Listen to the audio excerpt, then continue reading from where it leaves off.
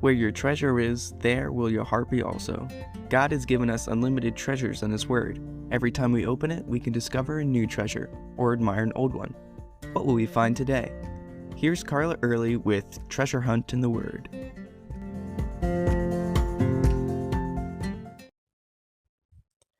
One can learn a lot about life from pets. I've never had a dog or cat, but I've had gerbils. And one thing that's true about all gerbils I've ever owned is that they love toilet paper tubes. You know those little round pieces of cardboard you throw away after you use all of the toilet paper? Yeah, that. 99.9% of Americans, in other words, all those who don't own gerbils, throw those things away. We put them in the gerbil cage. They chew it up and make soft bedding. Now, it doesn't matter if they're asleep, eating, running on the wheel, or what. They drop whatever they're doing to chew that tube up, usually in 30 minutes or less, though slightly longer if it's a paper towel roll. It's their favorite thing on earth. At Christmas, I wrapped some nuts in a toilet paper tube. Yes, the nuts excite them, but they are obsessed with chewing up the toilet paper tube.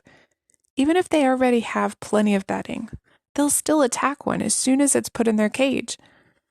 Even my old gerbils with tooth problems have attempted to chew on toilet paper tubes. So if you want to make two little gerbils happy, feel free to hand me a bag of toilet paper tubes that you've saved for them, like one of my friends at church does. As we were laughing over my gerbil's obsession with this trash, a friend of mine and I realized that that's what we do as humans. Even as Christians, we get easily distracted from seeking first the kingdom of God when certain things come along in our lives.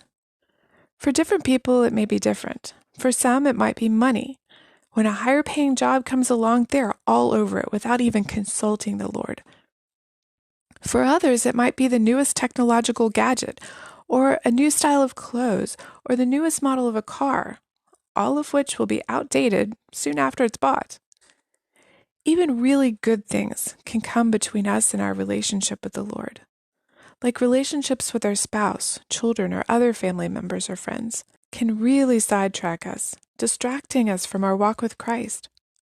Often the urgent overrides the necessary if we don't prioritize and plan ahead to meet with God daily. I know when my kids were young, I couldn't even take a shower in peace, so I had to be pretty creative about my time with the Lord. I had to meet Him at the sink when I washed dishes, or in the laundry room.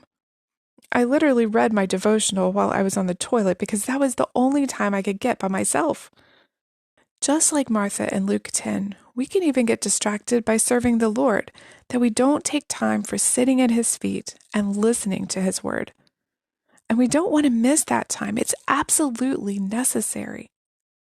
The Bible speaks often about idolatry, and Satan is so creative when it comes to offering us substitutes for God.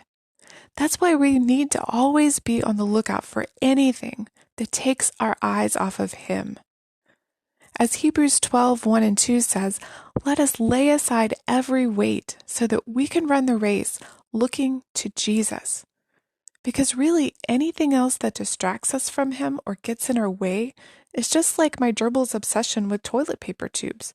It's trash in comparison with our true goal of God's righteousness and His kingdom. As Isaiah says, all our righteousnesses are filthy rags. Paul told the Philippians that what he gained on his own, he counted as loss, rubbish, garbage, or as the King James Version puts it, dung, in comparison with gaining Christ and His righteousness, knowing Him, fulfilling His calling. What idols may have crept into your life, maybe even without you realizing it? And what do you need to do about it? You can contact us at treasurehuntintheword@gmail.com. We'd love to hear the treasures God has given you through His Word. You can listen to other episodes at our website, which you can find in the description below.